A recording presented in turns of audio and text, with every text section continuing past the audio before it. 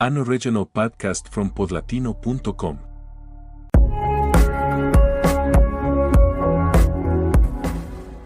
Hershey est une petite ville dans l'État de Pennsylvanie, dans le nord-est des États-Unis. Une ville d'environ 20 000 habitants, connue dans le monde entier pour une seule chose, le chocolat. La Hershey Company, fondée à la fin du 19e siècle, transforma ce petit bourg en capitale mondiale du chocolat au lait. Et depuis plus d'un siècle, Hershey est un endroit où l'air sent différemment, où les réverbères ont la forme de baisers en chocolat, et où les touristes arrivent en famille pour visiter le parc d'attractions et l'usine et acheter des sachets de bonbons à rapporter chez eux dans toutes les parties du monde. Dans cette ville de chocolat et d'Amérique profonde naquit Christian Maté Pulisic le 18 septembre 1998. Et dès le premier instant, sa vie eut deux choses qui ne vont pas toujours ensemble. Un pays qu'il aimait de tout son cœur et un sport que ce pays ne savait pas encore vraiment comment aimer. Le football aux États-Unis est une histoire d'amour compliquée. C'est le sport le plus pratiqué par les enfants américains, avec des millions de garçons et de filles jouant dans des ligues jeunes à travers tout le pays chaque week-end. Mais dans la culture populaire, dans les médias, dans la conversation quotidienne des Américains, le football a occupé pendant des décennies une place secondaire derrière le football américain, le baseball, le basketball et le hockey sur glace. C'est le sport que les immigrants apportèrent avec eux, le sport des quartiers où l'anglais n'est pas toujours la première langue, le sport que les Américains pratiquent enfants et qu'ensuite beaucoup abandonnent quand arrivent les sports que la culture considère plus importants. Christian Pulisic grandit dans ce contexte, mais il grandit aussi avec quelque chose qui changea tout, une famille qui comprenait vraiment le football. Son père, Mark Pulisic, avait joué au football semi-professionnel aux États-Unis et en Europe. Il connaissait le jeu, l'aimait et reconnut chez son fils dès son plus jeune âge le type de talent qu'on ne peut pas fabriquer ni enseigner entièrement mais qui apparaît déjà formé chez certains enfants et qui n'a besoin que du bon environnement pour se développer. La famille Pulisic construisit cet environnement. Les premières touches, les premiers mouvements, la compréhension basique des espaces et du jeu collectif arrivèrent dans la cour de la maison familiale, sur les terrains de gazon synthétique des ligues jeunes de Pennsylvanie, avec un père qui savait ce qu'il regardait, et qui savait aussi que ce qu'il regardait était quelque chose de peu commun. À 7 ans, Christian était déjà clairement le meilleur de son âge dans n'importe quelle ligue jeune où il jouait. À 10 ans, la famille prit la première des grandes décisions qui allaient définir sa carrière. Déménager au Michigan, où son père avait un travail comme entraîneur à l'université du Michigan, et s'inscrire dans des programmes de développement plus avancés. À 13 ans, mais non, une autre décision encore plus grande. Le Michigan n'était plus suffisant non plus. Le chemin menait à l'Europe, il menait à l'Allemagne, il menait au Borussia Dortmund. Le Borussia Dortmund possède l'une des meilleures académies de football jeune du monde. Un club qui a produit Götze, Hummels, Reus, les grands joueurs du football allemand des 2 dernières décennies, et qui a une philosophie de développement des jeunes talents qui combine l'exigence technique avec une liberté créative que tous les clubs allemands n'autorisent pas. Quand les recruteurs du Dortmund virent Christian Pulisic à 13 ans lors d'un essai en Allemagne. Ce qu'ils virent fut suffisant pour que le club prenne une décision rapide. Christian Pulisic alla vivre à Dortmund à 13 ans, seul, ou presque seul, parce que son père fut avec lui un certain temps lors de la transition. Mais la réalité quotidienne de ce garçon de 13 ans était de vivre dans un pays étranger, apprendre une nouvelle langue, s'adapter à une culture complètement différente de celle de Hershey, Pennsylvanie, et concourir chaque jour dans l'un des environnements de formation les plus exigeants du football mondial. Pour n'importe quel adolescent, cette combinaison aurait été écrasante.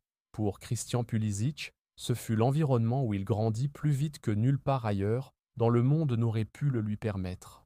Il apprit l'allemand, il assimila la culture du football européen, et le talent qu'il avait apporté de Pennsylvanie continua de grandir, de se raffiner, d'acquérir la sophistication tactique et la maturité technique que le football d'élite européen exige. À l'Académie du Dortmund, en concourant avec de jeunes Allemands qui étaient dans ce système depuis des années, Pulisic ne fit pas que survivre. Il se distingua. Il fit ses débuts en équipe première du Borussia Dortmund en janvier 2016. Il avait 17 ans. Il devint le plus jeune joueur américain à marquer en Bundesliga. Et en ce moment, quelque chose changea dans le football américain. Parce que soudainement, Il y avait un garçon américain, non pas le fils d'immigrants européens, mais un garçon de Pennsylvanie avec l'accent et la culture de l'Amérique profonde, qui jouait en Bundesliga allemande et qui le faisait bien. Très bien. Mieux que quiconque n'avait imaginé qu'un Américain pourrait le faire dans ce cadre. L'impact aux États-Unis fut immédiat. Les médias sportifs, qui pendant des décennies avaient ignoré le football ou l'avaient traité comme une curiosité mineure, commencèrent à prêter attention. Les supporters qui avaient suivi la Ligue européenne dans l'ombre, avec le sentiment que ce football n'avait rien à voir avec leur pays, avaient soudainement l'un des leurs là-dedans. Quelqu'un qui parlait comme eux, qui venait d'une ville qu'ils auraient pu visiter, qui représentait quelque chose de nouveau et de différent dans l'histoire du sport américain.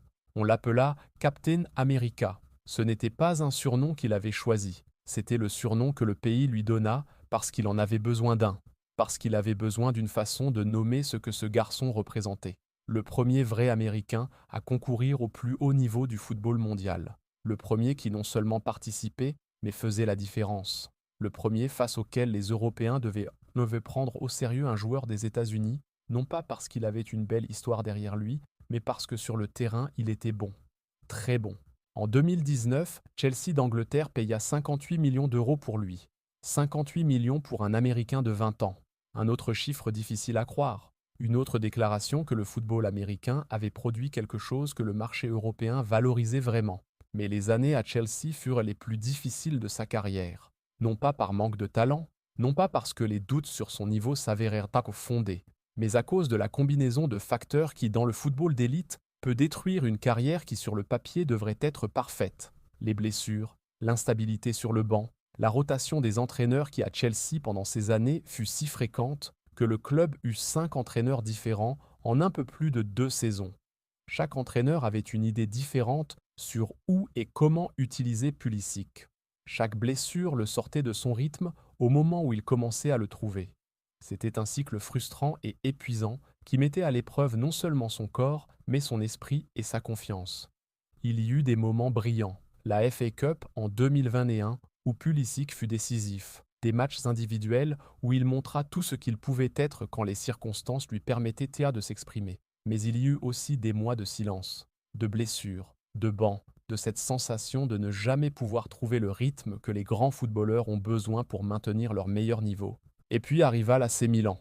À l'été 2023, le même club qui quelques mois auparavant avait signé Santiago Giménez comme avant-centre, prit aussi Christian Pulisic comme ailier.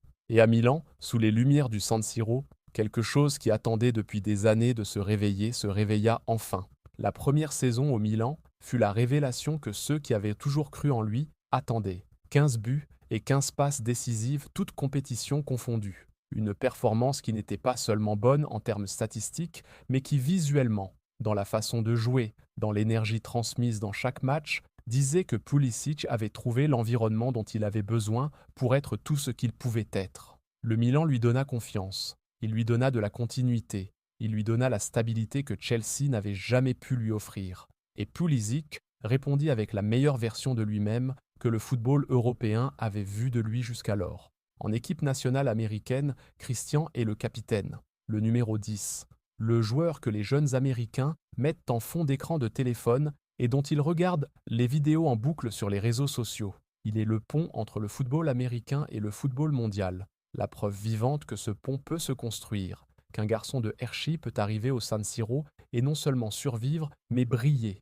La génération qui entoure Pulisic dans la sélection américaine est la meilleure que ce pays ait jamais eue. Weston McKennie, Tyler Adams, Gio Reyna, Yunus Musa, des joueurs formés en Europe, habitués à concourir en Ligue des Champions et dans les meilleures ligues du monde. Une génération qui ne porte pas le complexe d'infériorité que la précédente dut porter, qui n'arrive pas au grand tournoi avec la mentalité de participer, mais avec la mentalité de gagner. La Coupe du Monde 2026 se joue à domicile, dans les stades de la MLS qui ces dernières années ont grandi en qualité et en affluence d'une façon que personne n'aurait prédite il y a une décennie.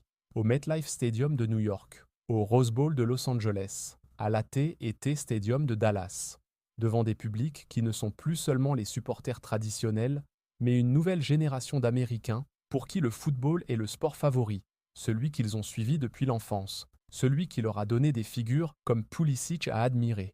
Les États-Unis n'ont jamais dépassé les quarts de finale en Coupe du Monde, et c'était en 2002, en Corée du Sud, dans des circonstances que beaucoup considèrent exceptionnelles. La Coupe du Monde 2026 jouée à domicile est l'opportunité que cette génération attendait. L'opportunité de montrer que le football américain est arrivé pour rester dans la conversation du football mondial. Que le pays le plus puissant de la planète peut aussi être puissant dans le sport le plus populaire du monde.